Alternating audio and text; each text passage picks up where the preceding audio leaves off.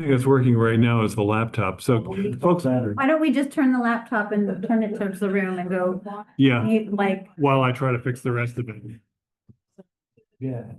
So Laptop's it's just all bad. CB2, so we can just see if we can solve this in 5 minutes and then we'll get Well, started. no, but we've got Chanel.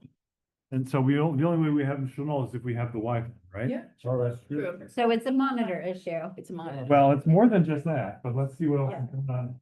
Can we get a multi-screen on that laptop? Chanel, can you hear us? Yeah, I can hear, but I don't have a video feed. He's silent. I know what happened. What? We blew a fuse. Oh. Probably is the heater. Yep. Waiting for that to happen all day. And of course, it fixed now. This one. I don't know what that one is. All right, give me 1 second. Apologize. You guys can start with. I don't know how to, I'm not a PC person, so I'm We having just need to trouble turn it on. switching. So can we just, get everybody showing on this one? Which is the one? We get a multi-screen of this. That's what you got for right now. All right. Chanel, you can hear me, yes? Everything's fine now, yeah. Hang on, no. Let's see, give me 1 more second. So. It appears as though. Working on it. That's a good question. Working on it.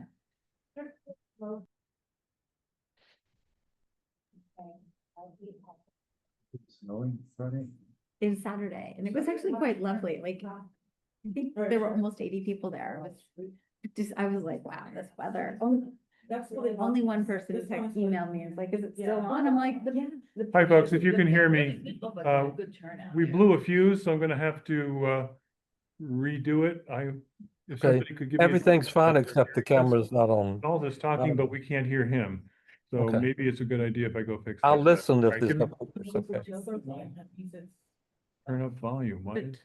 Why is it not? Well, maybe the sound was off on this one. Yeah, Maybe go to audio, cause you didn't. that's what it is. Okay, here we go. Too many. Oh, why are we testing this damn thing? Give me a fucking, sorry. Now they can hear me, I'm swearing into the.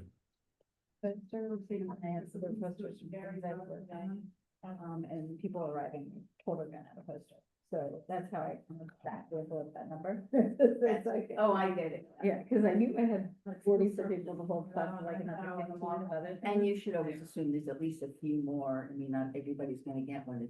You would have, if you ran out, you would have more than that number of people. Oh, yeah, that's what I mean, but I was surprised that I ran out. So I was like, 40, that should be. So, it's all good.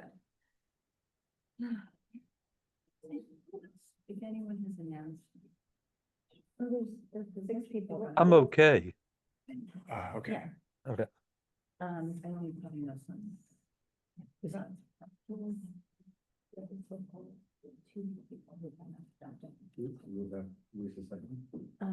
All right, so as I said before, we blew a fuse, so we have to go fix that. I'm trying to get an interim solution going. If you can hear me, give me a thumbs up. Yeah, everything's fine. Oh, Chanel can hear us. Okay, that's good. No. Be louder, cause we can't hear him. Okay, Do we know where the soda breaker is? yes, I do. Probably not the Um, first time it's slow. Not in the That least. would be another thing that needs a. Okay, I'm gonna go do that right now. The volume, if I need to raise it. Oh, over here.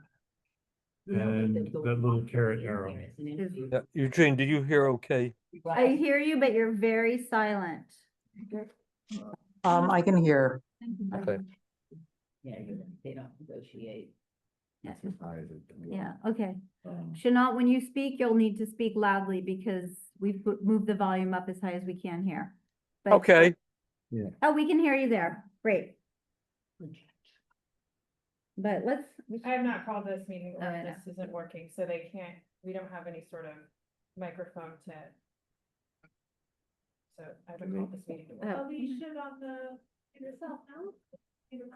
We don't have that mic. I don't want. Oh, what? Oh, here he is. Yeah, you're right. Wait a All second. right. It's rebooting.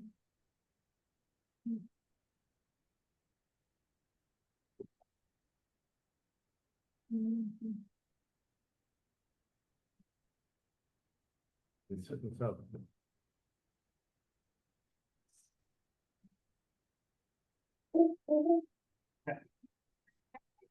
That's the owl, that's the owl. If my mother would be proud. Alrighty. All right, here it is. Alright. Yeah, that was cool. I think the brand, yeah, they obviously paid. Oh, yeah. The brand, like Sonic. So,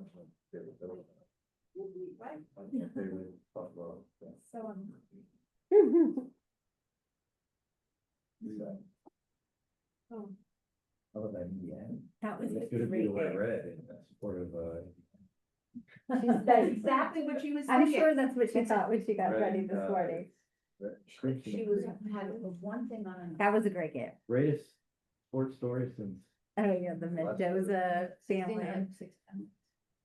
yeah, it's really, sorrow Gary was up at night watching it on. the Indiana, yeah. It was a good story.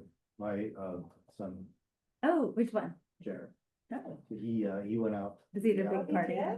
he went to, Pasadena for the Rose Bowl. Oh, fun on He didn't here. go to mine. Where do you watch it at some bar? The Rose Is there Bowl a is like Caillou the- bar is here? like One of the best stadiums. Oh, he's in Yeah, Chicago. I've never been there. He said it was incredible. I went to 2 games To where? there, our national, the Rose Bowl, I went there for a national championship and, Yeah, well, I went to UCLA, so I went to the Rose Bowl a Yeah, you bazillion must have been. times. But, you know, You UCLA is ditching it. Oh, is There's that- a lawsuit. Yeah, they're moving to like West. Yeah, Yeah. Pasadena's a little far. you tailgate on a golf course. So You don't fun. even, yeah, if you're driving, but like as a student, you get on a bus and you, no, but then. We were there's- under 25, so you could only rent from a luxury car Yeah, rental, you couldn't rent from Yeah. like Avis. well, I was.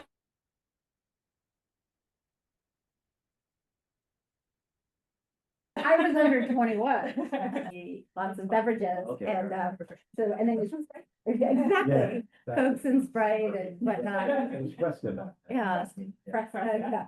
And then you would just, the tailgating happened as you transported yourself there. Oh, there you Okay, go. There you and you didn't miss anything. Yeah. Alright. They had lost 800 games. It was about losing its franchise in college history. Yeah, but it's like you know, this whole portal thing is Yeah. like, I mean, because I was reading, got into Yale, but then decided to go to Berkeley, which is a great, Yeah. and he graduated from Berkeley, so he's doing his red shirt year. Same with the guy on Miami. They're like, "Did you go to class this week?" I was like, "I haven't gone to class in 2 years. I graduated from Georgia 2 years ago." Yeah. And they rushed his shoes. Be quiet. The average age was like 25. They all had the extra year, and they all had. No. It's still, but you're like, what a difference a coach can make. You're like, yeah, coach with a, $30 million NIL budget. NIL is so wild, isn't it? It's ridiculous. It's like professionalized. And Doza's brother entered transfer with us today. Where's he transferring to? Yeah, But he doesn't want to stay at IU? I guess they picked up another QB and I think they always have them there. It was like more moving. Thank you everyone for your patience.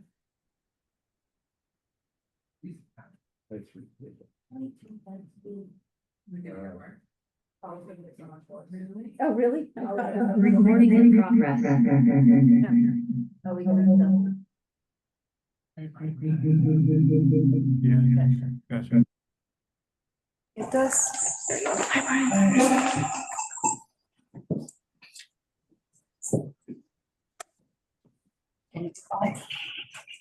Good audio. Good audio. Second from the bottom. Another Indiana. Okay, Wi-Fi's back. On the Wi-Fi. And I'm sure he was thinking of it too. Yeah. All right, can you guys hear me on Zoom? So the camera seems a bit off. Yes, we can. Okay, I don't know, oh, that must be the, we can turn off the laptop camera, we don't need that, so we can turn that off. It's just gonna, Change to the hour. oh, okay. I was listening. Go ahead. I'll- Okay, perfect. I just turned it off. Great. So it is Tuesday, January 20th. You guys can hear on Zoom? Yes, yeah. Great, thanks Eugene. Okay, so it is 6:42 PM. I'm calling this meeting to order. This is the January Executive Committee meeting of Manhattan Community Board 2. And just confirming that we have quorum, is that correct? Yes. Great, thank you. So we have quorum, and so we'll go to the approval of the December 2025 Executive Committee minutes. Do I have a motion to approve, or there? Second. Okay, so Susanna with the first motion and Susan Kent with the second motion.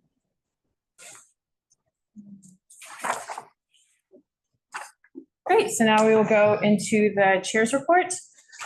So many of you that are up for reapplication for the community board, if you're in an even year cycle, you should have gotten an email today from Andrew Chang regarding reapplying. And so please take a look at that. This week, we will be meeting with SLA Chair Lily Fan, along with our elected officials. This is continuing a conversation about outdoor dining, and this time we will have DOT in the room with us as well. So that will be happening this week. Also have Borough Board on Thursday, so more to report on there. I'll let Mark talk more about, we have a letter we sent to our elected officials about increasing the community board budgets. And we will be bringing that to Borough Board. And in terms of, we're about to start on we're here to the last turn of term limits coming up. And so with that, I've made some structural changes to our committees. We will be consolidating education and human services into one committee. So the schools and education and human services will now be education and human services.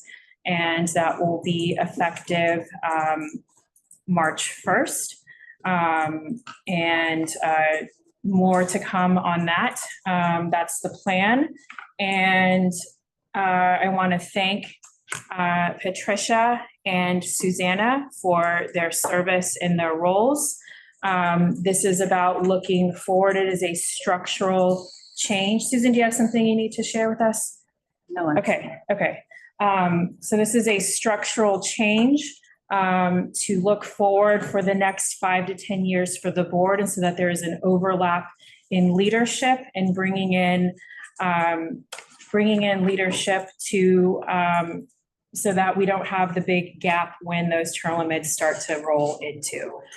So my hope is that Patricia and Susanna will work with, we're going to be having Juliet Kay lead this combined committee. And that is my chair's report. Thank you so much.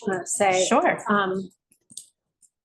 I would have appreciated if you had consulted with me before you made the decision. I mean, we spent a lot of time in our committee discussing succession, discussing term limits, and we had a plan that our committee felt very comfortable with, and I'm okay, you're the chair, you do what you want to do, but I do feel that having the, I've run the committee for a long time. It would have been nice if you had discussed it with me before you made the decision.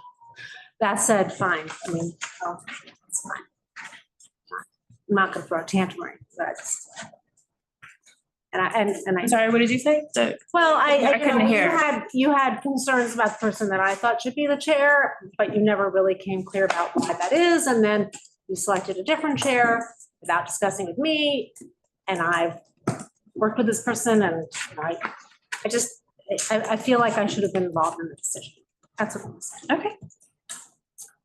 Yeah. I'd like to echo the same message, that you should have sat down with the chairs first and told us what the vision was going forward. So I just want to say the same thing. I also have a technical question. You told me that it was going to be February 1st, but now you're doing it March 1st? Yes, there's extending business happening. Okay, because I wasn't planning on hosting a. There's nothing to host in February, so. You don't think the Human Services Committee should have any topics in February? I mean, normally we would have a meeting at the end of February. If you feel that the Human Services Committee should not have any meeting in February, that's fine, but you want to just have yet another month with no Human Services Committee. Just trying to understand We what. were trying to have one this month, but there was a reason. Trying to have one this month and we Can you didn't tell us have. about that? Yes, sure. We were gonna have a meeting this month. With two topics. One, sorry, this is jumping a little bit outside the agenda. There were two topics. One required a resolution, the other one didn't.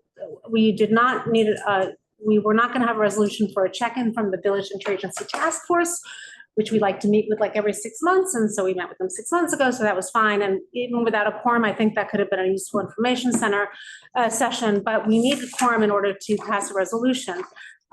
This was the result of I was contacted by a member of the CAB of H&H Bellevue. And What they, does CAP stand for? I'm sorry, the Everyone Community knows. Advisory, the Community Advisory Board of Bellevue. And they have an event in February that's called Lobby Day, where they advocate to the elected officials.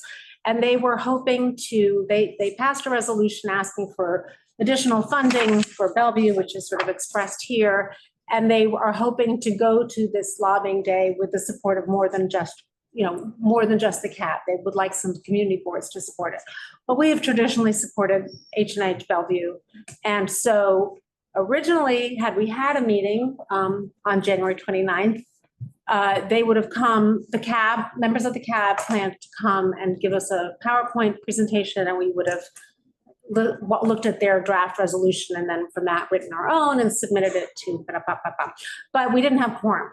I did an early quorum call and we weren't going to have quorum. So with Valerie, we discussed what the options were and decided that maybe the most efficient, since we're just taking their resolution basically, and it's just sort of blanket support for Bellevue, that we would just bring their resolution, slightly tweaked so that it's coming from CB2 as opposed to from the CAB. And we can vote on it at exec or however the process is, and then it can go to full board this week. And so they will have a full resolution for that. So that's that. And then the VITF, we can meet with them. The Village Interagency Task Force, we can meet with them at any time. So we thought we would meet with them in February. There is ongoing work in terms of the overall scope of human services that I think, but I'm not going to be chairing it, so it'll be Juliet's vision. I think that the human service, there are a lot of human services that we have no real relationship with because we don't have public housing and we don't have domestic violence, we don't have shelters, but we do have social issues in Washington Square Park, and that has been an area of focus and an area of priority for the board. So we have been trying to make some headway in terms of getting our arms around various approaches to that. So that would have been a subject that I think merits ongoing work, and that's it. That's actually my committee report.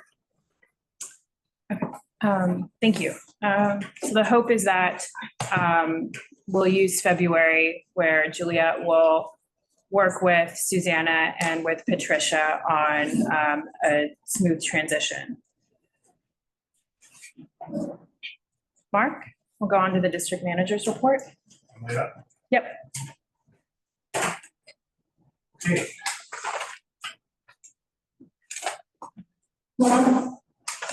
Transition, but the technology got in my way here. So forgive me. So Mark Tiller, district manager, the community board budget reference, I've talked about this before. There hasn't been a substantive baseline change in our budget in 17 years. And so this year, like last year, we wrote a letter to our 3 council members advising and asking for their support for a baseline budget increase. There was no number attached last year when we went to the the Government Operations Committee of the City Council. Somebody else floated the number of $250,000, which would basically double our budget. That was received much the way that your expressions are looking at me right now.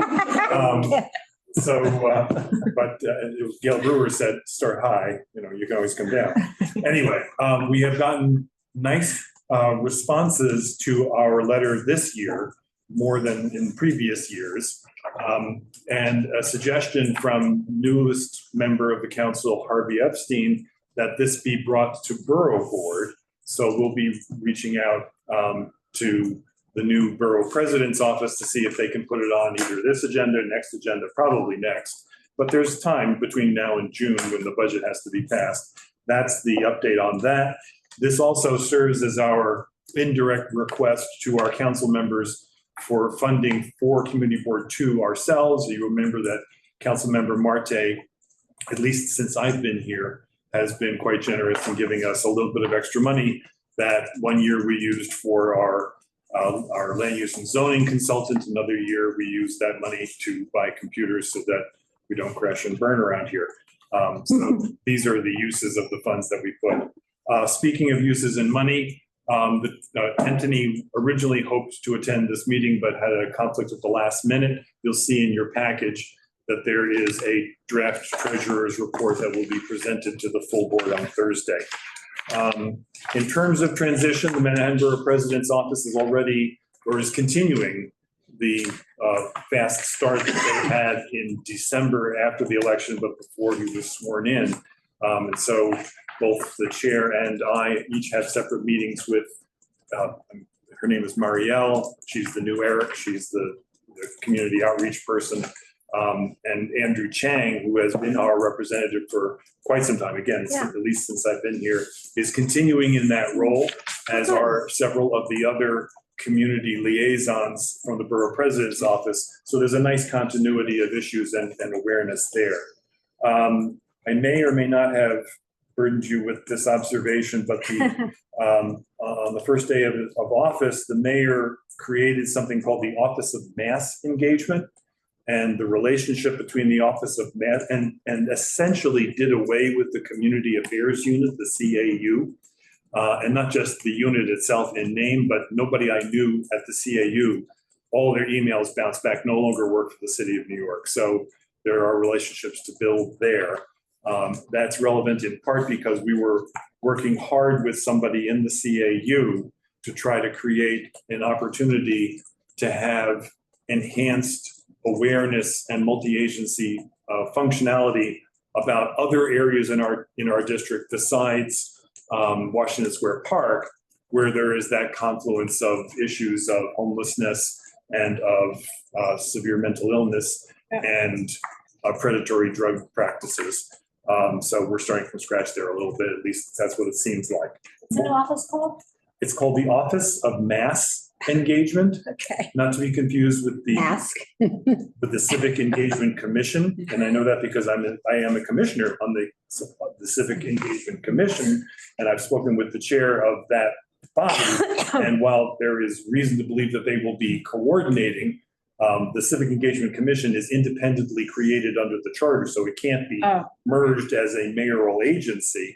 But there will be a lot of overlap and a lot of synergies one expects. What I wanted to show you next is something that turn this on and then share the screen. And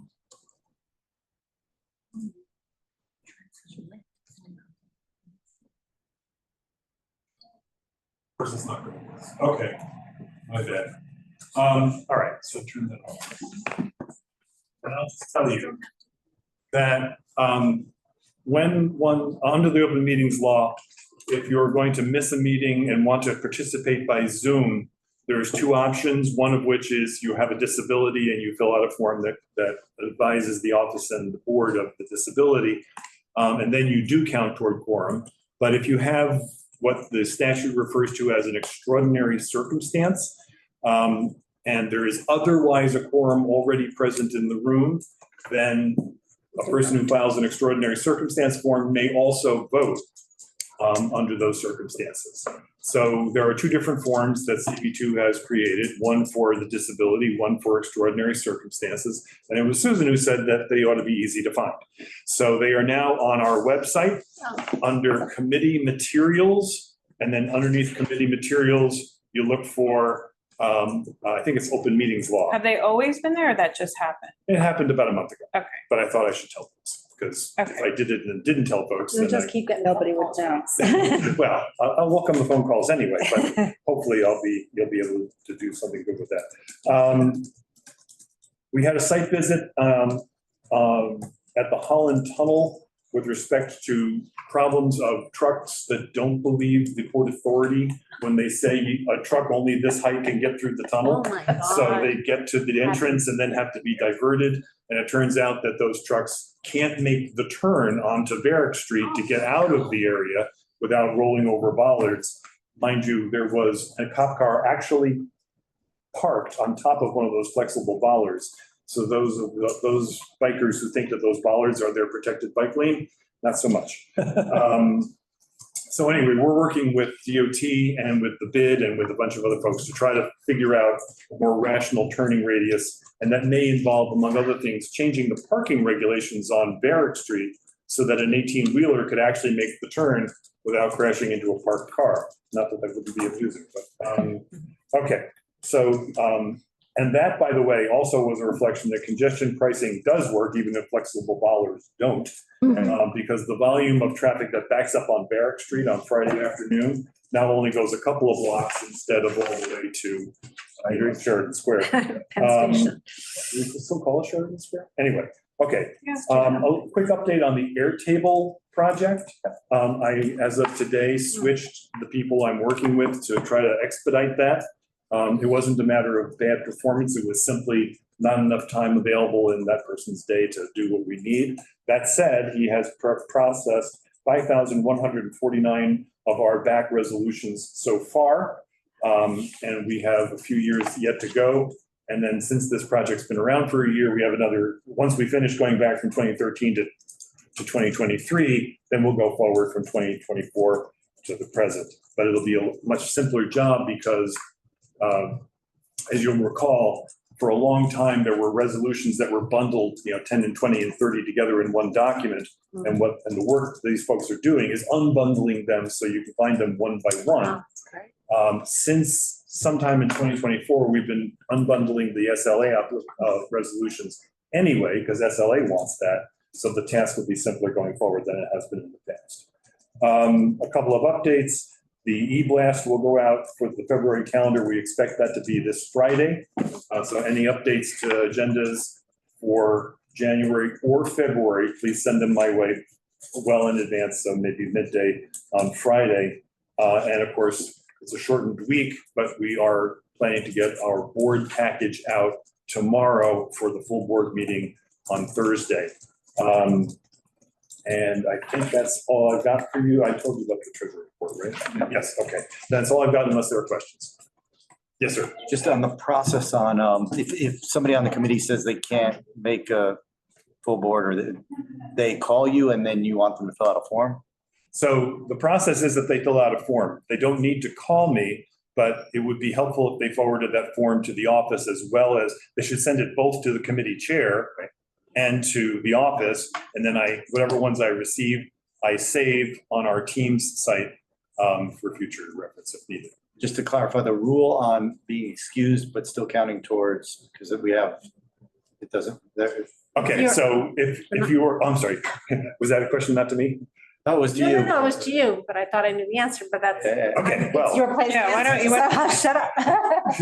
So open meetings law for 600. There are two ways you can vote. You can participate by Zoom. One is if you have a disability, and that can be temporary or permanent.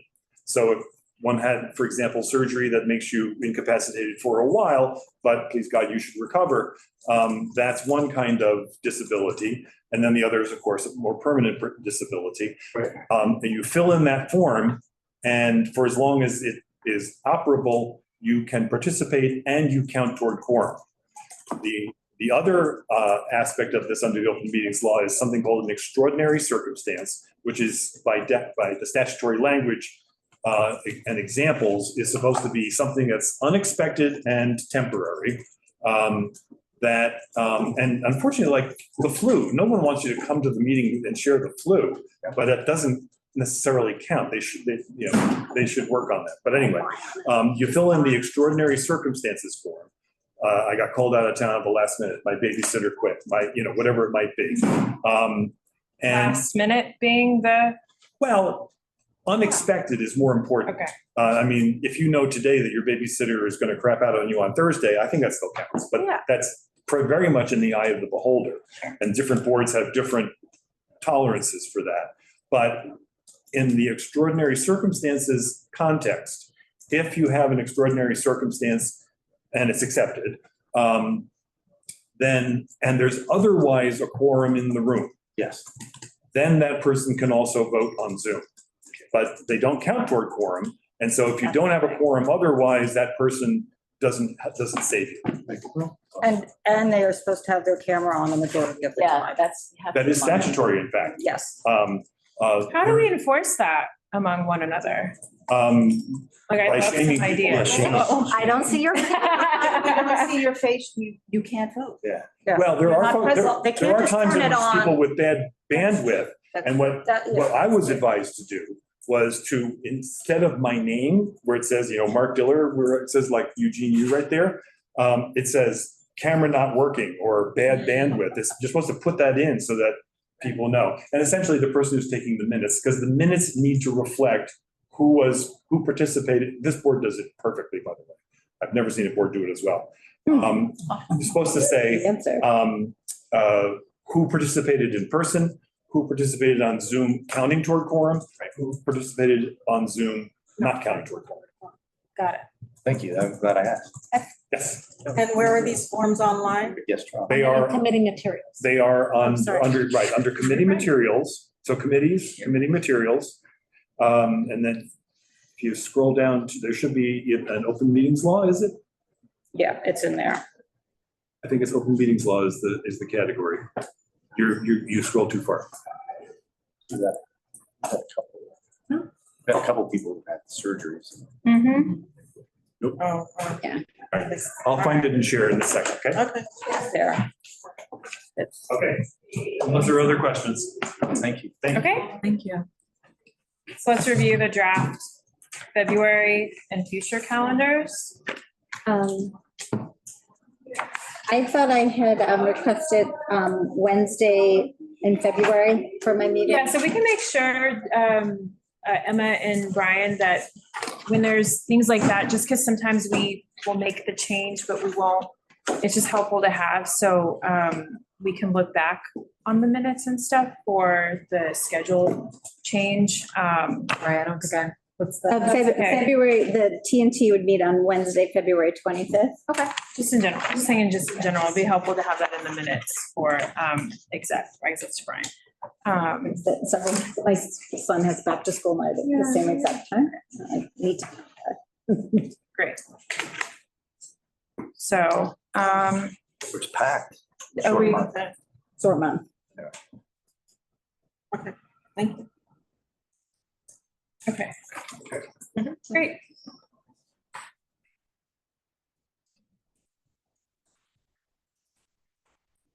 Okay.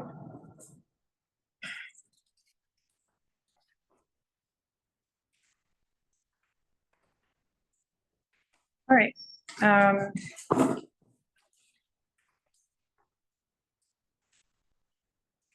Other comments on that, so. Oh, I see a hand raised. Eugene? I just had a quick question. Does this have I still see the Schools and Education and Human Services Committees meetings on Yes. this calendar. Or will they be combined into one, or that's TBD? They will not be meeting in February. They will be, it's the transition month, so those committees will not be meeting on the 23rd or on the 26th. But in March, I think his point is that in March you have two different.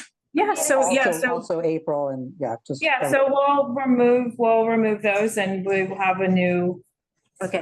system on there that hasn't been fully fleshed out yet. Thank you. Yep. Okay, so then.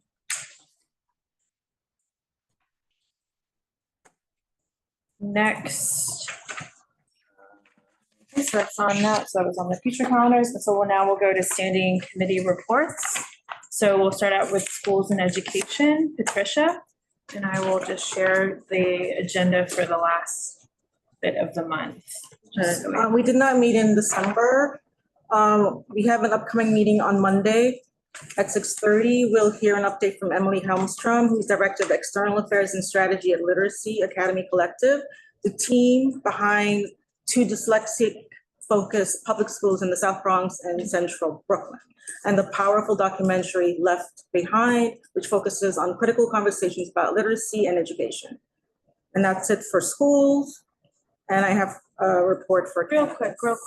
And so this is the agenda item, right? Correct. Okay, great. Okay, so then cannabis is on the 9th. Or you were gonna report on the December meeting, is that right? I'm reporting. Or the January meeting? January. That's right, thank Just you. met Okay. I think we just met on Monday. Not yes. Not yesterday. Okay. So our committee reviewed an application for an adult use retail dispensary license submitted by Upstate State Collective, doing business as Dagmar, located at 66 Jane Street. And they also have another address at 807 Greenwich Street. The actual entrance is 807 Greenwich Street for that dispensary.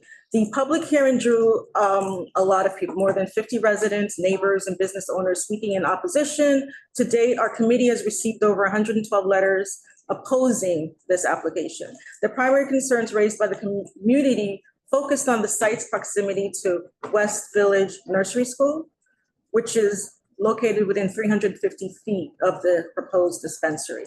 Additional concerns included the fact that the location is a residential R6 zoning district without a commercial overlay, and the potential negative impacts on neighborhood character, quality of life, and public safety. Residents also noted that the actual public entrance for the dispensary would be 807 Greenwich Street, which would increase pedestrian traffic, further affect the surrounding residential area. So based on those concerns, our committee voted to deny the application. Sure. Because on R6, without a commercial overlay, are they even allowed to have a store there? Yes, They are? probably predates the zoning. I see. Do a lot of those uses throughout. Got it. Thank you. Non-conforming use. Let me share my screen. We'll go to the next one. So I think we're gonna go, thank you very much. I do. Yeah, that's where I'm going. So just give me a second while I pull up your slides.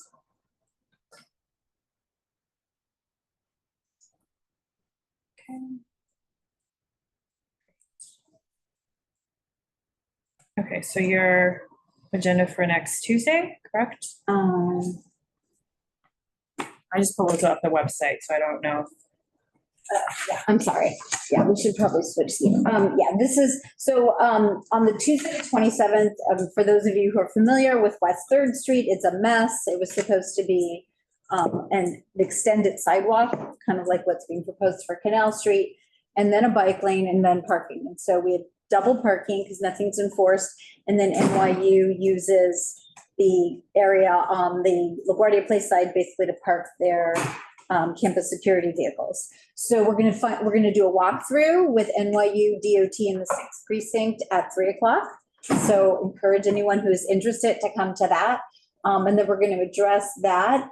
And then kind of probably jump to number 3, which we just added today, the addition of crosswalks on Bleecker Street, because if you cross over to the, all the 3 buildings, it essentially what is Worcester Street, and people are always jaywalking on these streets. And frankly, there's a lot more people living on the southern superblock with the addition of 181 Mercer. So we wanted to discuss adding sidewalks.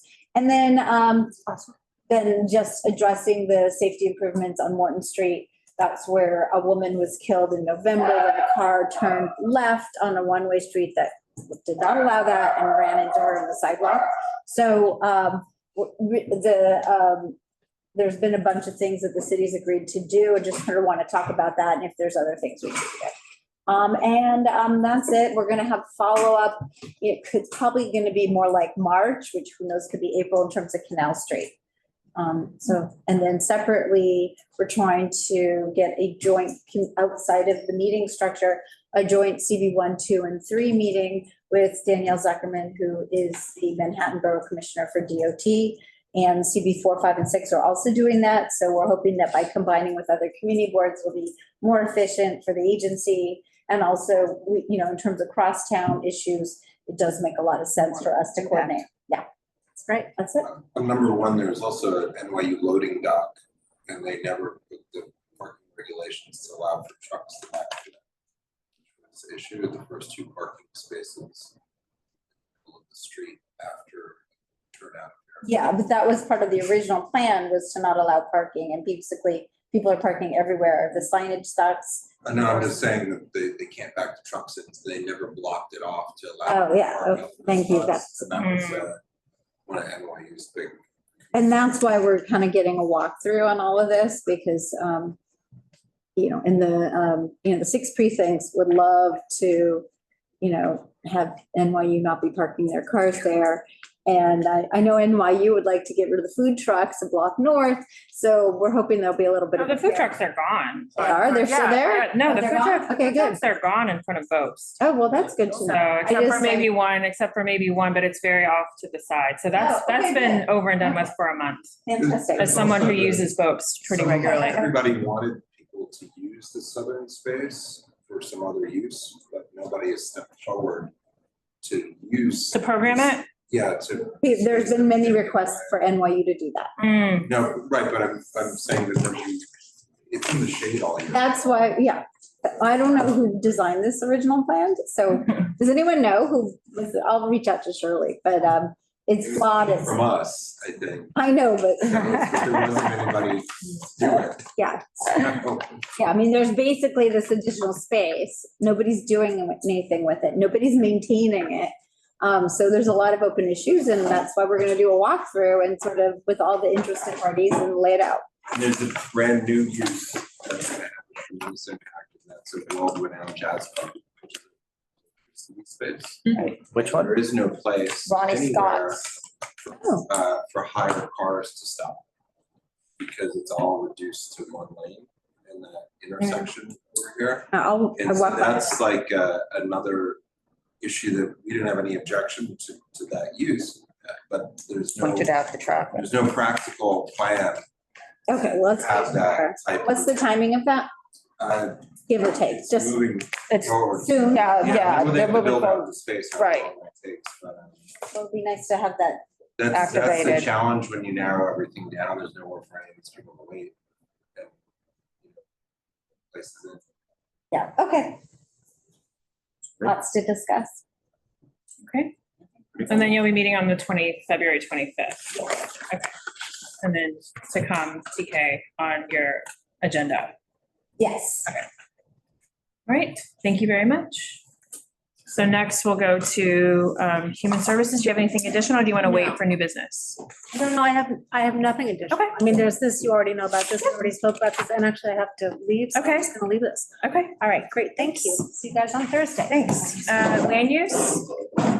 Okay, so land use, the meeting we had on January was a continuation of the discussion from December, where we had the planner George Janes come in and discuss 5 West 13th Street, which is also known as 7 West 13th Street, which is a large development that is going up on that block.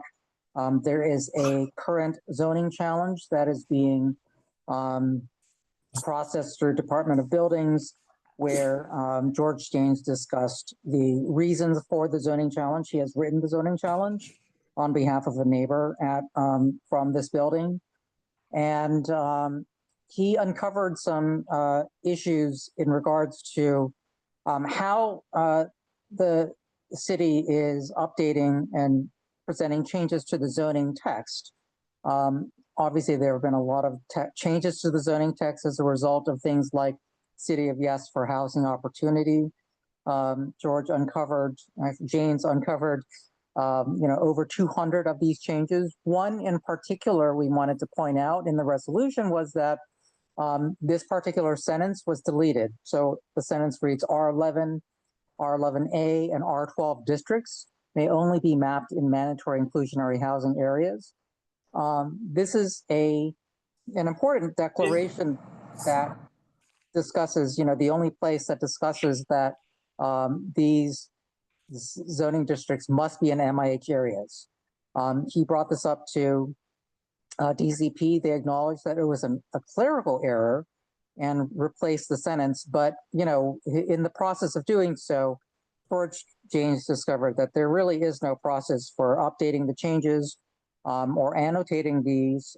He had to do a lot of research in order to find this change. So as a result, the committee took on a resolution to ask for the city to set up a mandatory review changes for all administrative changes and corrections to the zoning text and maintain a track changes document so that the public can see how the changes were made. And also that there should be a set of best practices for annotating and preserving these changes, including keeping online versions of the zoning text as it goes through various revisions. So that was the resolution that came out of the discussion for 5 West 13th Street. During the new business section, we also discussed as a committee an agenda item that was discussed this month under landmarks, which is 139 Thompson Street. This is a building on Thompson between Prince and Houston Streets. It is within one of the historic districts, and it appeared to the committee that this is a possible demolition by neglect scenario where the applicant is looking to bring down this building, which currently has 19 apartments, 12 of which are rent regulated, and replace it with a building that has 6 or possibly 7 units. This continues a pattern that we have seen where there is ongoing housing activity, there's construction activity, but we have a net decrease in housing units in CB2. We are continually reminded of this by city officials as if we have the power to create housing.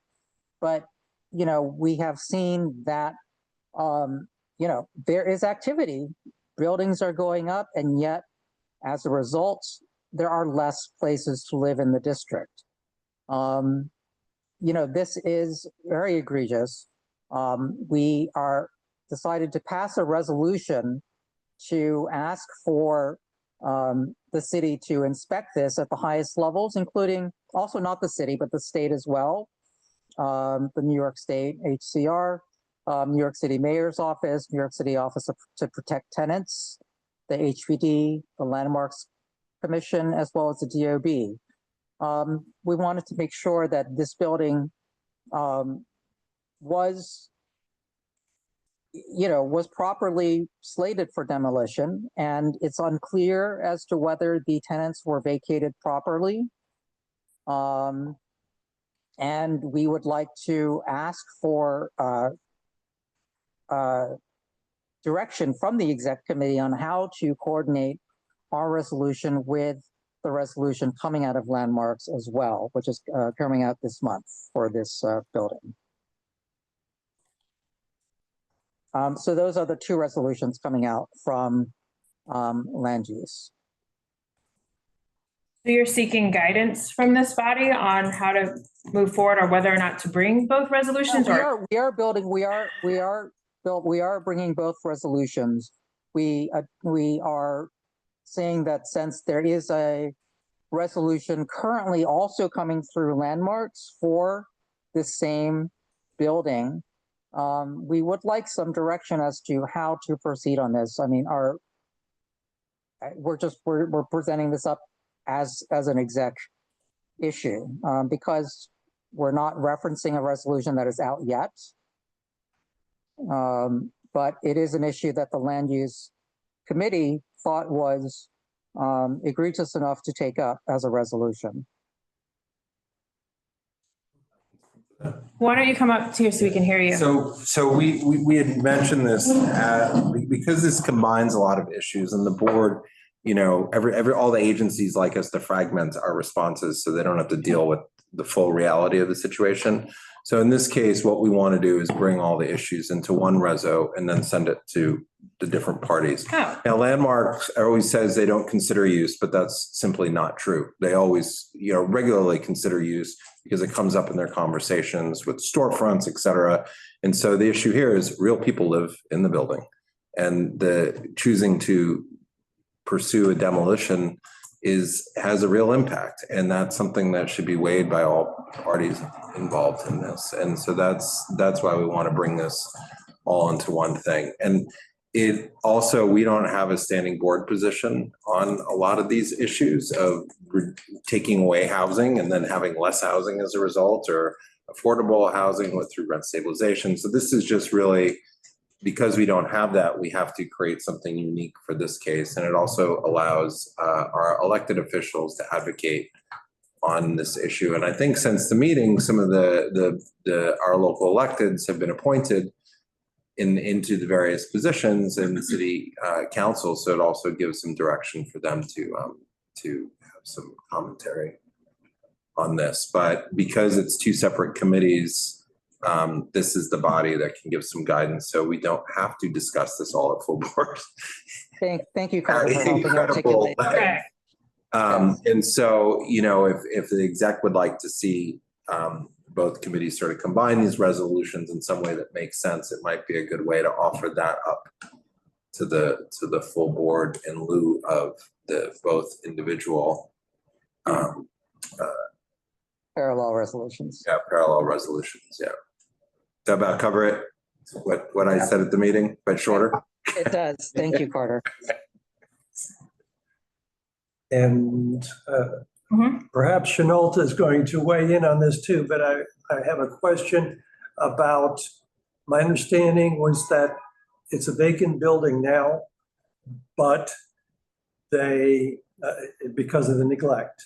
And so I don't think it would matter when the building was vacated, as long as the reason for the vacating of the residents in the building was for the same reason, which is neglect, or the imminent danger of the structure, and therefore to protect the residents.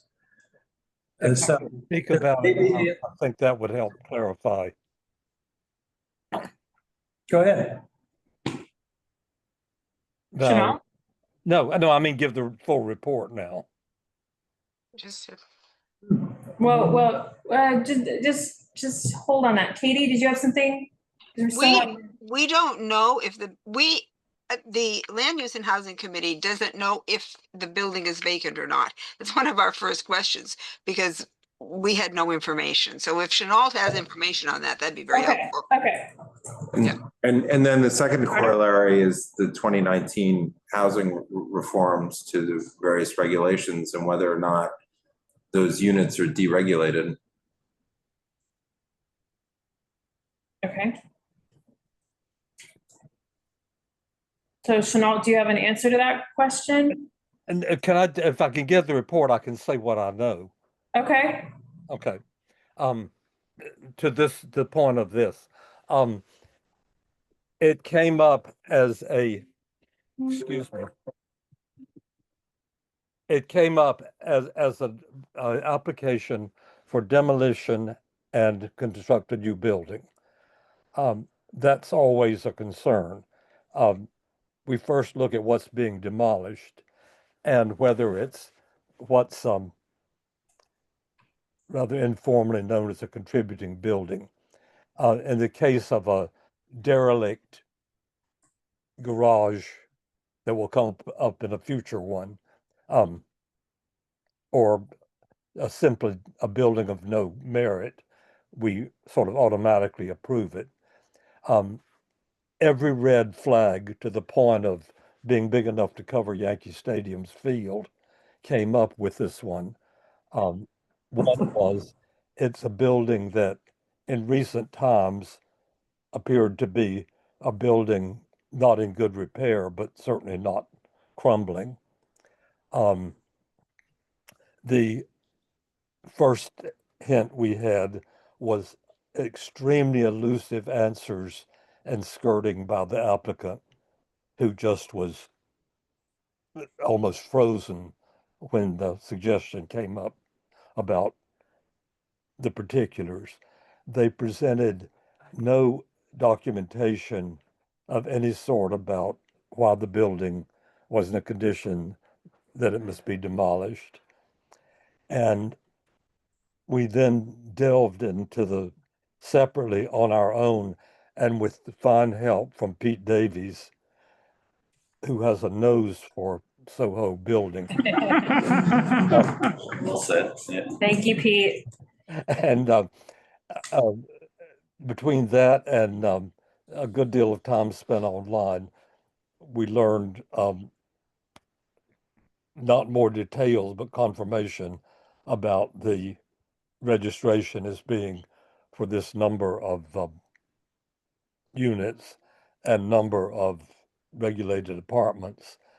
So from the landmarks point of view, it was that this is another red flag for the request for demolition, because clearly the rent roll in the proposed building is significantly more than it is with the regulated apartments. Significantly, the taxes on it are $8,000. Says a lot about the way it's valued.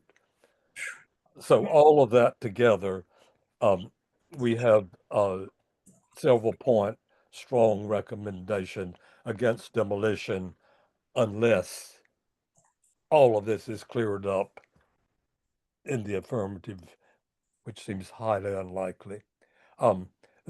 Coupled with the pure landmark part of it is being absolutely sure that it can't be saved, the shell or the facade, even with rebuilding the side walls. So it's all of that has to do with it. The building is to replace it, has two apartments that were described as affordable housing without amplification.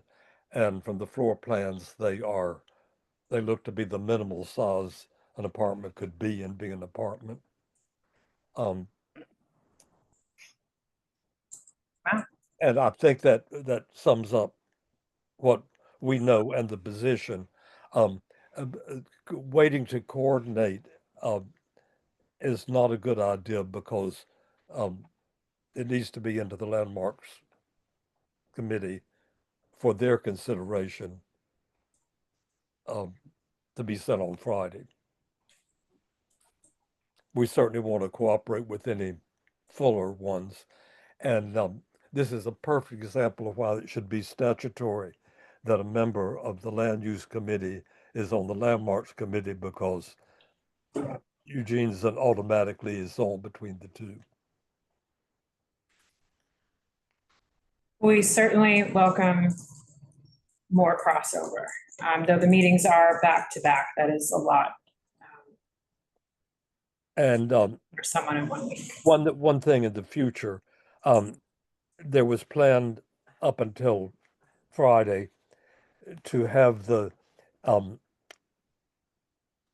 people who knew or may not know the full background. The Merchants House Museum is an individual landmark, and the interior is landmarked, and the interior is extremely delicate because its sort of reason for being landmarked is decorative plaster, well over 100 years old. And there have been, this is the third proposal for a building. The first one was denied by the commission. The second one was approved, and for reasons that we don't know, was never built. And that was, I believe, 2 years ago. And now comes a third proposal for the project. that is a new architect and new engineers, which puts a huge burden on the merchants house people to basically start from the beginning to analyze the proposal. And they'd ask for one postponement and think that's not sufficient. So they're asking to move to March, and Susan and I have agreed on that, and we'll go through the mechanics of it this week. Thank you for that update. So, And that's it. Otherwise, we're just routine. okay, so is the resolution for landmarks on the same one that's for land use? Are both of those resolutions, I guess this is for Eugene and for Chenault, have both of those resolutions been written? Yes. I didn't have a question. Eugene, what's the address again for The address is 139 Thompson. And okay. I believe the question was, have both committees written Yeah. resolutions, right? So we have, the land use committee has written its resolution, and I believe Chenault can speak to the landmarks resolution. Oh, ours is in fact. Okay, okay, got it. So I understand, so I understand, sorry, Katie? I just want to clarify one point with Chenault. Chenault, is there anybody living in that building now? They say not, and we have no evidence there is. The owner says no one is there, but we don't have independent. And from the pictures they showed of inside, no, we don't know, it could be a random apartment, but I do believe that their structural analysis is correct, because they wouldn't have any reason to want to tear it down rather than rebuild it. And from appearance in the street, there's no one there. Okay, thank you. Yeah. I haven't gotten the land use resolution yet, correct? Correct. Okay, so it's. I think it's been released to the committee. Okay, that's it. Okay. If it was to me and I don't have it, I'd be worried, but thanks. So what we have before us is we have 139 Thompson Street, we have a resolution coming out of landmarks, we have a resolution coming out of land use.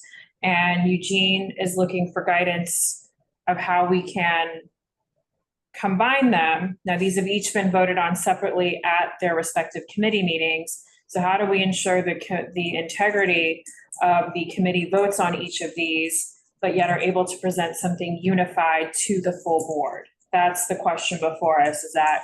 No, that's not. Okay. The question before the board is whether or not a combined resolution, the other ones are two there, which says exactly the same things for both, can be presented from the board to all interested parties. So that would include the Landmarks Commission and our concerns shared with our electeds, with the Department of Buildings, et cetera, on the various issues that are encompassed here, so that there's one complete position of the board, not separate positions. Just so I'm clear, are you suggesting an additional philosophical resolution to pair with these two? No. What I'm saying is that combined? because they're independent ones, just instead create one singular One new one. Okay. new one Yep. that's comprised of all the supported positions from both Okay. committees. They're not, Eugene, there's no conflict, right? And I don't believe there's a conflict in our positions. I do also want to reiterate Chenault's concern and position, of course, that there is a timing consideration with the landmarks resolution that we don't want to. It has to go out on Friday. Yeah, but the timing is irrelevant because the full board meeting is on Thursday. On Thursday. And it will already be written and voted on, and so it can be sent out on Friday morning. The issue is crafting the resolution in advance of the full board so that everybody has an opportunity to review that resolution in advance, so that we don't have edits and on, Are we the going- messiness that can occur So of trying are to you do this. proposing to completely replace the land use one? Like what's presented to the full board in the packet tomorrow? Both individual Okay, great. hold on, are reflected, and that's what the activities that happened at each of the committees. But a new resolution can be introduced and considered prior to those two individual resolutions. They would capture everything that's happened as one new resolution. So would we need to vote on that at exec and have that presented from exec? It's more of a procedural, like you're getting mired in the procedure as opposed to the message. And the board, the idea is to send one message to everybody about the full feelings on what's happening there. And I just want to also add that this was a part of the land use discussion. So land use, the committee is completely aware that we're coming to exec today with these concerns. Okay. Yeah, and the reason for this is because it does have a time-sensitive deadline for landmarks, but we felt that all of these issues are important. And, we typically don't comment on many things to landmarks, but the reality is it is discussed. It may or may not be a factor in them actually making their determination, but it's regularly discussed outside issues. And we shouldn't have our head in the sand when we're losing a potential building that somebody's owned for 20 years or however many years it is, and seems to have been neglected. I mean, and the agencies really need to take a look at that. And, there's a lot of,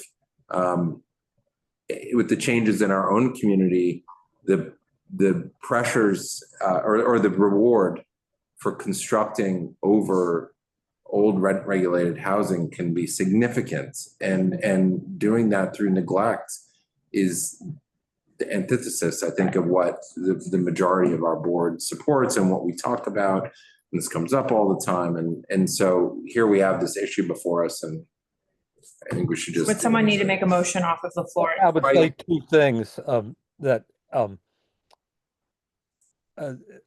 just to be clear, in the question of the regulated apartments, it's being used as knowing that it's a frequent way. Getting rid of them is a financial benefit to the sponsor or to the applicant, in this case of landmarks, so that it's yet another reason that seems to point to neglect. The other is we have included in our resolution, and it's very unusual that we do it, the full text of the village preservation written testimony, which goes into this whole, if you will, outside the landmarks regulation reasons for denying something, so that it's in the resolution to be read by anybody who reads it. So I have a question for you, But certainly a joint resolution growing out of it and whatever land use comes up with would be a welcome. So this would be like a resolution proposed by the executive committee informed by prior committee actions? Just, Eugene, is this a problem if you were to put together those resolutions with Chenault and create it? To create a singular resolution that. Right. I mean, you think that's complicated to do? I mean, I don't think so. I think we would preserve everything in the landmarks position and simply overlay the additional concerns from land use. I mean, that to me seems the most straightforward way to go about it, right? Because it was first heard by land use. I mean, by landmarks. So if we have that, and that's not too complicated to put together, it's just simply a question of what's considered first at the full board meeting. And you can, as the chair, you set the agenda. And the executive committee, too much caffeine maybe.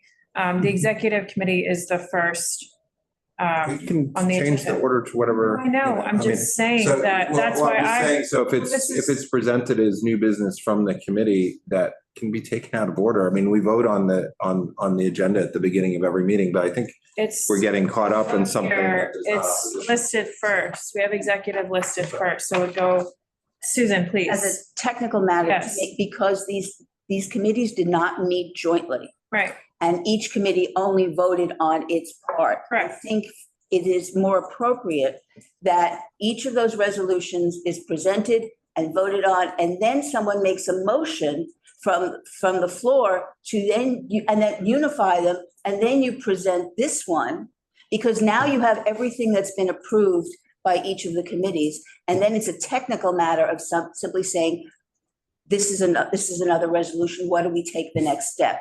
Because if you just combine them at first, what you don't have is everybody voting on the entirety of the contents from the committee.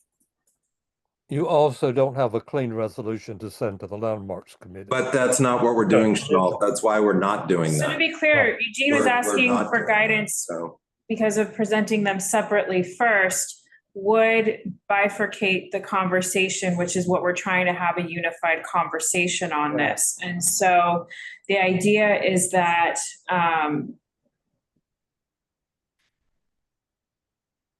so you're putting before the board the issue of you have two committee resolutions. The board doesn't have to adopt them, but the board can adopt the new resolution and say, this is the new resolution is consideration. of this both is of why the I was board trying to positions. say of what was coming. But if we pass the committee resolutions, then they become a standing Yeah. resolution on its own.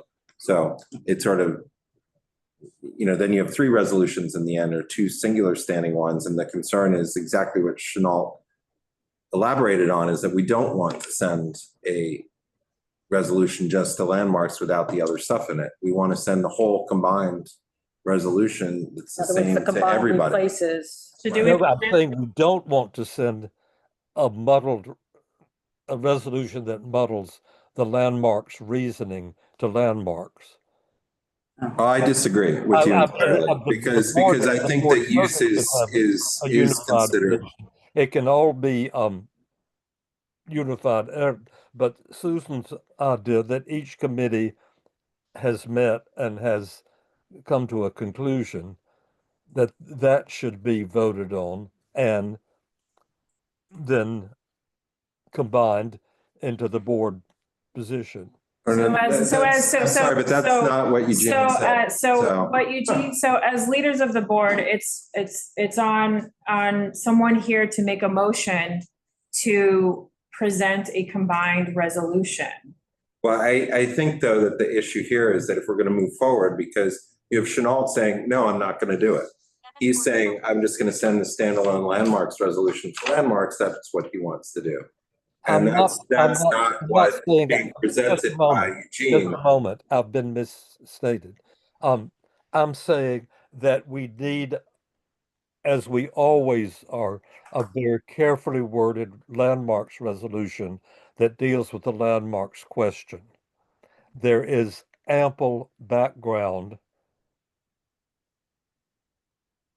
about all of these things we've discussed, and they all point to our point of demolition by neglect. And if we get the other involved in what we send to landmarks, apart from anything else that's done, then it muddles that and sort of makes no sense as a landmarks. So it sounds like. But hold on, I'm just curious, what in the land use resolution muddles the landmarks argument? Well, we don't know because we haven't heard it, for one thing. Right. So maybe Eugene can. Yeah, so I can. It's the reasoning for it that it all points to demolition by neglect. And I think that the land use resolution defers to all the reasoning that would be in the landmarks resolution for why the opposition stands. What the land use resolution adds is that this should be taken up by various other agencies at the state level, at the city level, because of the loss of housing units and because of the pattern that we have seen in our district of continued housing construction and a net loss of housing units in our district. That is our position. I think that if Chanel took a look at our resolution, it wouldn't be a dilution of what the landmarks resolution is saying. We're simply adding on to that. It sounds like the The Go reason ahead. we're bringing it up is because we didn't start as a joint meeting, and so we can't present a joint resolution. And Susan is correct that, that because we didn't start there, we can't present a joint resolution. But could someone make a motion to combine the resolutions into a single resolution off the floor? And then you have the combined resolution presented. I don't see a problem with making a motion to supersede the two individual ones with a combined one. The board always has the right to change that. But this way, each one comes out of a committee and this is the votes. Whereas if you initially just presented the joint one, it wouldn't be technically coming out of committee. Or it would be coming out of this committee. So then land use would need to go first. Is that your motion? Is that? Well, the committee resolutions are not the board's position. The board's position is what the board votes on. Right. So if the board chooses to actively votes to not consider the committee resolution and instead vote on the substitute resolution, that becomes the board's position. And nobody's saying you're not taking into account, but why would you pass a committee resolution? Because once it's voted on and adopted, it's there as an individual All I'm resolution. saying, actually, yeah, all I'm saying. Okay, once that it should be that's presented done, separately, problem and then you solved, put them because together. we have Just the present them. landmarks clean First should be- resolution as written, perhaps modified, to send to the commission. Then what we do with the others is more, if you will. But that's back office. No, then Chanel, that's not what anybody's saying. What we're saying Yeah. is you have a problem with the land use resolution because what I'm hearing is that you're saying is that it's going to somehow screw up the presentation of landmarks. Eugene, who sits on both committees and chairs one of them, is saying that's not the case at all. In his opinion, he's saying he think it actually Literally adding bullet strengthens points a to it. larger issue and instead draws in other agencies as well to this conversation as it relates to housing. And I think that the point that I had made at the land use meeting on why we would bring that up here is that the land use, LPC, while they may exist and like to say that they exist in a specific vacuum, I think that it's very important that they understand that this overlaps into a lot of different issues. And if there is a latitude in their decision-making that you hear them in their discussions, sometimes they lean one way or another way, that in this case, that it warrants extra consideration on their part on whether or not that latitude should be extended. And I believe that that is all included in the resolution. As Emma? it- landmarks is- I'm wondering, would it, We're discussing a landmarks resolution that I guess I'm the only one that knows every word of the text. But I'm it's, wondering, kind of to your point, Chanel, would it be worth bringing up the resolutions now for the purpose of like deciding whether they're compatible here? I'm hearing Chanel being open to this, but having not seen the text of the land use resolution, it's a little ambiguous. Frankly, even to me, just given the different pieces. And also. Is that a valuable use of time? No, I think it is. And I know that people get tired of like this minutia, but the thing is, the board does not have positions on these issues. Yeah, We no, talk I think about it's it really, all the time. I think it's So I really. just, yeah. No, I And I'm I have a- just saying, that's what my Yeah. energy at our meeting was about, is No, I that appreciate we the need point. to And this comes up start often. doing, right, and then we all talk about it and, Yeah. you know, but here we have a living, breathing example Yeah. of in front of us, and we should have the strongest position from the board Yeah. to send out to everybody regarding it. And it also led into a future perhaps meeting that Eugene had talked about having in March, where we can have more of a global position on some of these Yeah. issues. But I think that this one is important and it's before us and it's under the new, you know, all the zoning changes and all the new things. It's and it's something that we know can apply to many other areas, and it's sort of a confluence of a lot of different issues, that this becomes a test case that goes before LPC, and we should be commenting on it fully. And, you know, that's, I think, I don't know, Eugene, if Get there now. Yeah, I believe that when the landmarks resolution is read, that this will all be satisfied. Well, So I And think the way we've worded the it, issue is, we have. Chenault, I don't think it does Chenault said- because it's not addressed with any of the extra issues that go to the other agencies that the board would like to bring into this as well, in addition to LPC. And it's important that that's communicated as part of our larger position, because this is larger than just LPC. Well, I guess let me ask this, was for the landmarks resolution as is, would it go to anyone besides LPC? would it, what? Would it go to anyone besides LPC? Because the distribution that we We are do looking not at general for, district.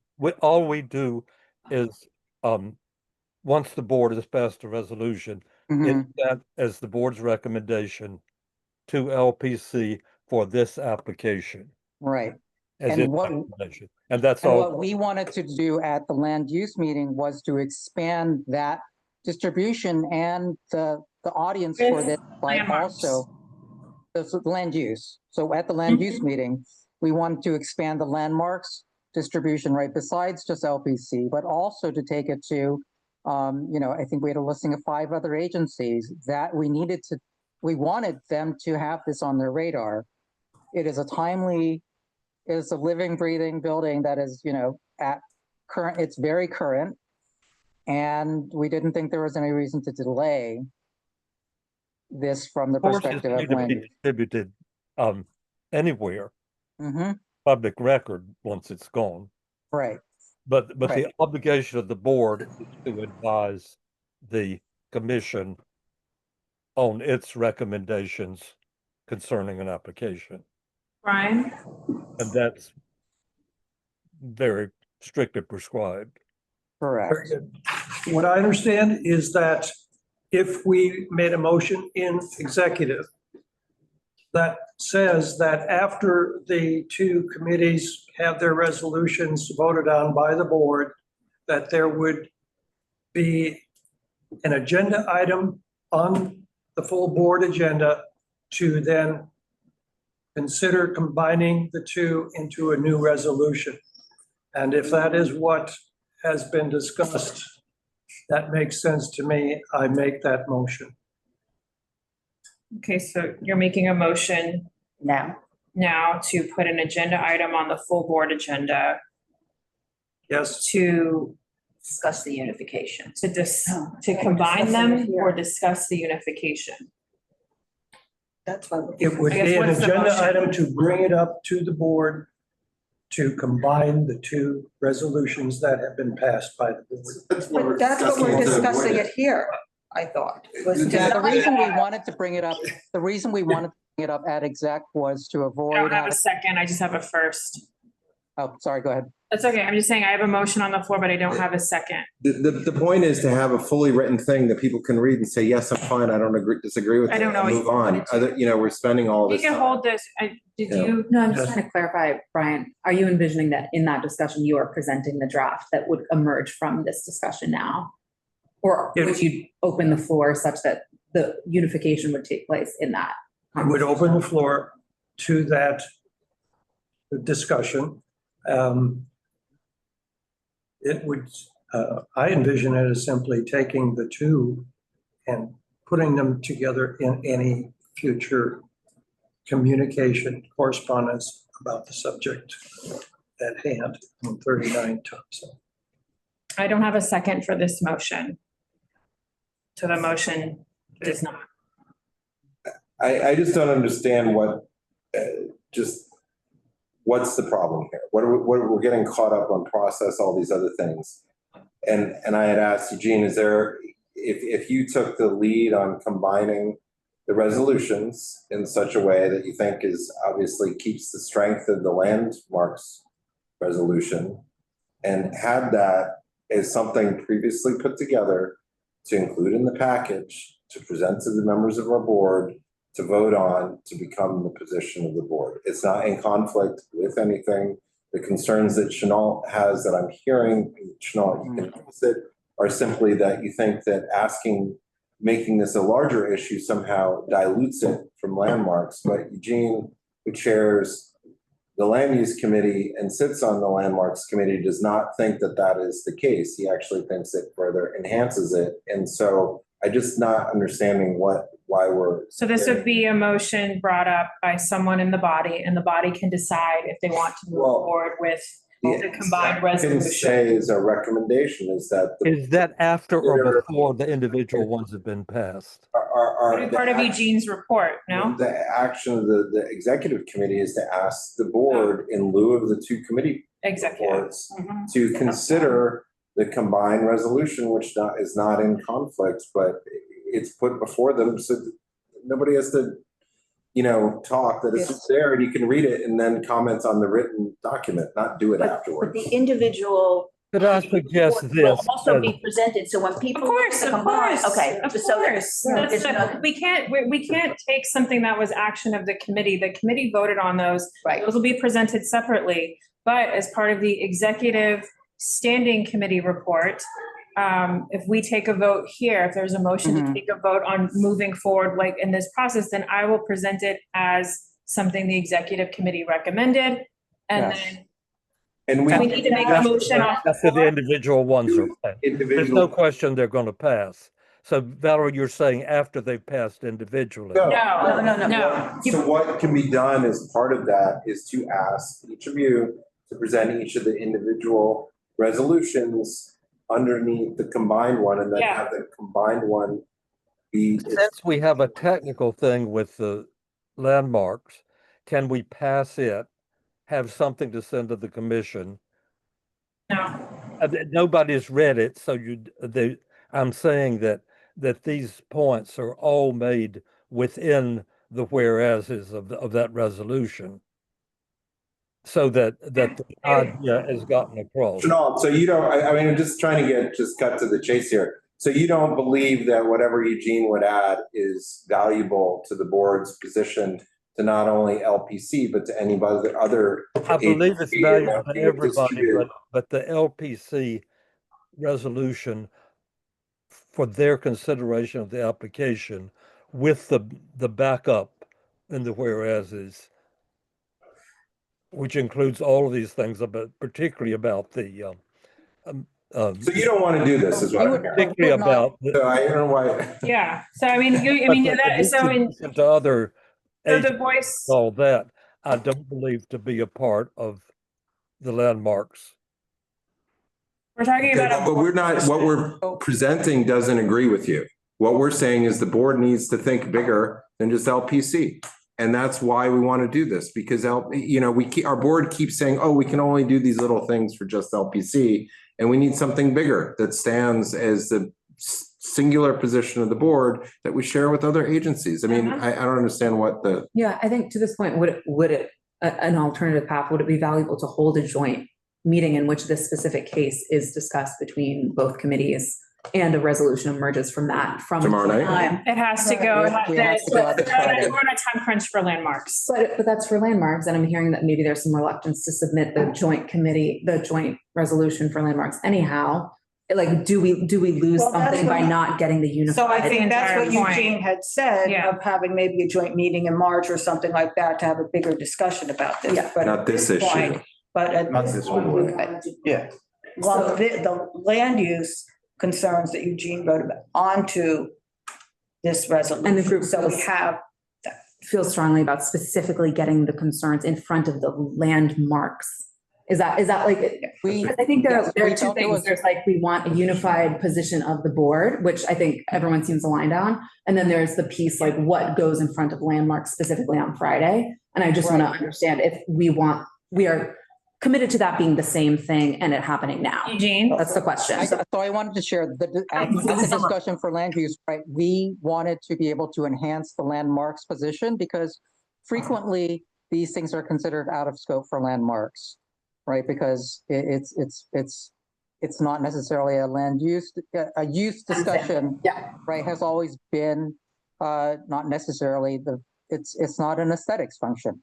We wanted to lend the land use perspective on the loss of housing units to this specific building. Specific application. Yeah, Exactly. I understand. At a later point, we wanted to have a Why larger don't we do discussion. this? If we could, Yes. Why yes, don't Eugene and I work on the landmarks resolution as it stands?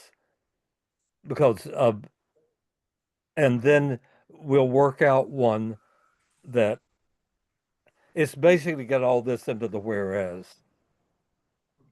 That's what we're proposing that we do that's what we're proposing that you do and come up with a new resolution because your committee already voted on and passed a yeah, resolution. which will be presented, but we're saying that this body can either make the recommendation if there's a motion on the floor to have this recommendation for a combined resolution, each separate presented, but to be voted on as the joint to be presented. Singular. We're voting on the board's position at full board as this joint resolution.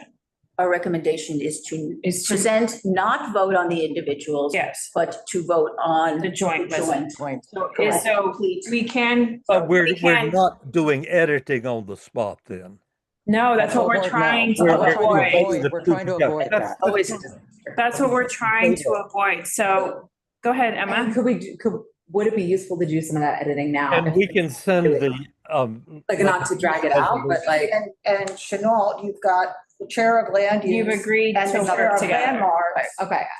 we not will yet, send, but and then Yeah. further, we'll send as an addendum the land use resolution. No, No. no, we're doing No. one, I'm making a We're motion. gonna change and create a new So- resolution composed of the If landmarks someone want, and the land use. if right? we And want to put a you- motion. And the idea is that Eugene works Can't on make a that. motion. It's- Everybody's talking at once and I can't hear. I want to No make one's a being motion. waiting to get called on, so everyone's just speaking out of turn. So Donna, Making a motion to put on the floor. What Susan just recommended, we have one joint resolution that replaces the land use and the landmarks resolution for what? for. 139 Nine Thompson. Thompson. It needs to be, Okay, it needs to be. okay, for 139 Thompson Street. With a run-on resolution, Yes, Chanel. are they edited together? I second that motion. So I have Donna that made a motion. I have Brian who has seconded that motion. Is there any further discussion on this issue? I would also like to encourage that we have a board member in person presenting this in to LPC and presenting the board's arguments in full. It's very important. So that's next Tuesday? This is an encouragement. It's open, that's up to you as the chair to designate whoever you think. Okay, I'm gonna go on. We don't know that it's Tuesday, but we have to be up on it. I normally go to the LPC online and have done so a number of times for things of this weight. I'm happy to present it in person as well. I've gone in person in this role. So we can talk more, Chanel, about how we do that offline. Okay, so we're- So is there any unwillingness? Susan, did you have something additional? Would it be helpful after Chenault and Eugene put together a draft that they share it with us so that our recommendation is, we can say something before it's finally put in the packet?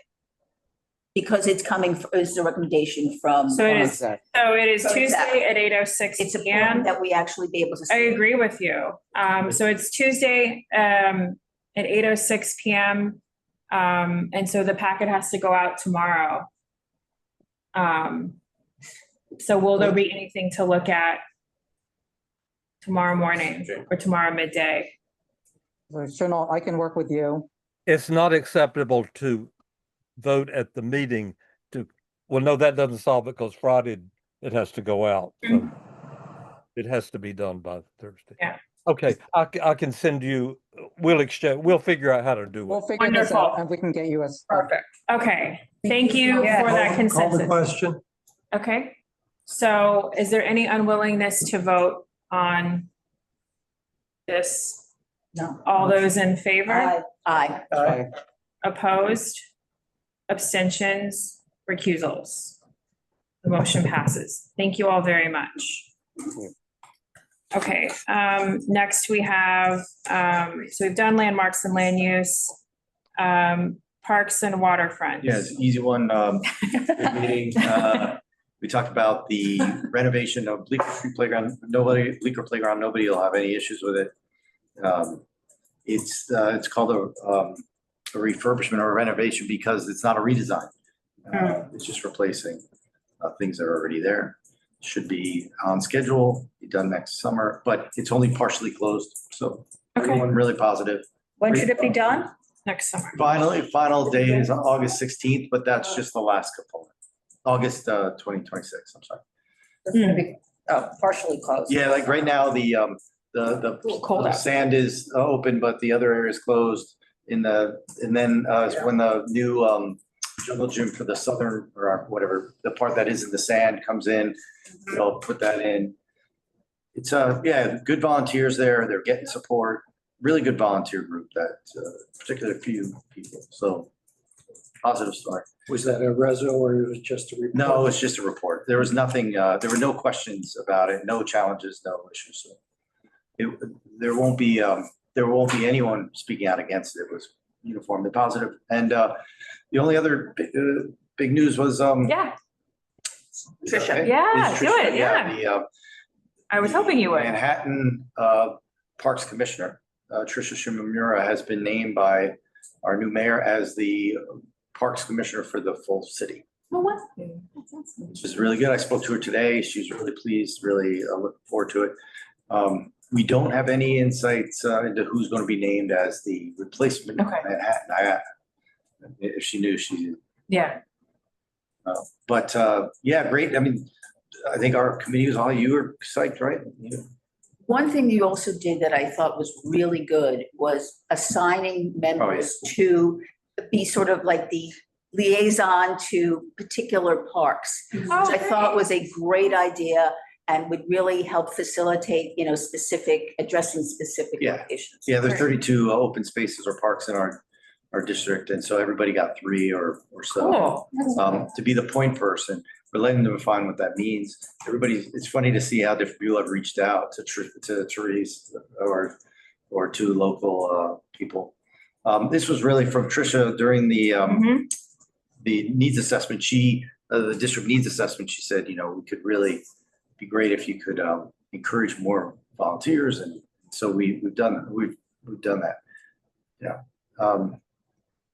Great. It also I'm brings excited. people along in terms of participation in the committee. Yeah, and if there's an issue or a question, you don't have to come to me. You come to me and I say, oh no, Chris has this one. He's the expert. So people seem to like it. It's only taken us 14 years to do it. Well, start here, Mark. But she's right. We've talked about it. I think at each meeting going forward, well, obviously if there's an issue that person can run that section of the meeting, but also if, we'll just check in as a ongoing topic, just say, hey, let's get an update from these 3 things. Okay, cool. Great. Yeah, a little bit more ownership, a little more for the data I've got. Thank you. Grandfathered out or whatever it is. Yeah. Not grandfathered. Anna? Thank you for reminding. Yeah, we met, and nothing too, we have Ronnie Scott's is another jazz club. It's a London-based. Sure is. So going into that Gristides and, our biggest issue, they seem to try to do outreach and had a good plan and are doing all the good sound installation and everything. They did not have a traffic report. It was all brought up to them about West Third and everything. So they sent us a traffic report today, which I was asked if they could get it to us before full board, and they did. So that was good. The meeting was just 10 days ago. So we have that. I have not had a chance to read it. And I think that then the other, let's see what else. Basically, everything's sort of standard. There's a restaurant on Bedford Street that is opening a second little bakery cafe. They called it with a tavern wine license next door, a very small space. And want to stay open till 12, and we were asking them to stay open till 10 because it's a residential neighborhood and it's one of, there's very few retail spaces left. So this is one more retail space that's going away on Bedford Street, and it's a small one. So I'm taking an opportunity away from other small businesses possibly that could be there. But they would not agree to close at 10, so that'll be a denial resolution on that one. Okay. There we go. Thank you so much. Sort of it. Any other discussion on that? All right, so that takes us to, we don't have anyone on the street activities report. You have, oh, No, that's just a. okay, it's not and a then handout. I have a quick update on outdoor dining working group is we had 8 applications, so it's dwindling down a little bit. So now we go to new business. We have the consideration of a resolution in support of increasing Medicaid reimbursement rates and continuing telehealth services at Bellevue Hospital and other NYC health and hospital sites. So the resolution was in your packet. So I don't know if you were planning on presenting it or not, but I'll just read therefore be it resolved that Community Board 2 Manhattan supports the positions of the NYC Health and Hospitals Bellevue Community Advisory Board. I think we need to add an and ask. I think that's what, right, okay. That our elected officials advocate for the following, and it's 3 bullet points: make permanent the fee-for-service upper payment limit instead of expiring March 31st, 2026, which provides an enhanced Medicaid reimbursement rate that better reflects the actual cost and utilization of service. Make permanent the telehealth parity law instead of expiring March 31st, 2026, which increases access by enabling Bellevue to continue to provide telehealth care to vulnerable patients and support an overall increase in Medicaid reimbursement rates for safety net providers, because reimbursements that better reflect the actual cost of delivering care is the best method to address disparities among hospitals and to promote health equity. As Susanna had said earlier in her report, that they did not meet this month and that meeting would have happened afterwards, and this required for the lobbying day at the state level that she mentioned. So any discussion on this resolution? Okay, is there any unwillingness to vote on this resolution? Okay, seeing none. All those in favor of the resolution endorsing increased support for the NYC Health and Hospitals Bellevue and state and city budgets? Aye. Any, opposed? Abstentions? Recusals? Okay, it passes unanimously. Thank you. Is there any other new business that anyone would like to bring up? I will entertain a motion to adjourn. So moved. Susan Kent? Second, okay, Raftery. And thank you very much. Thank you everyone online.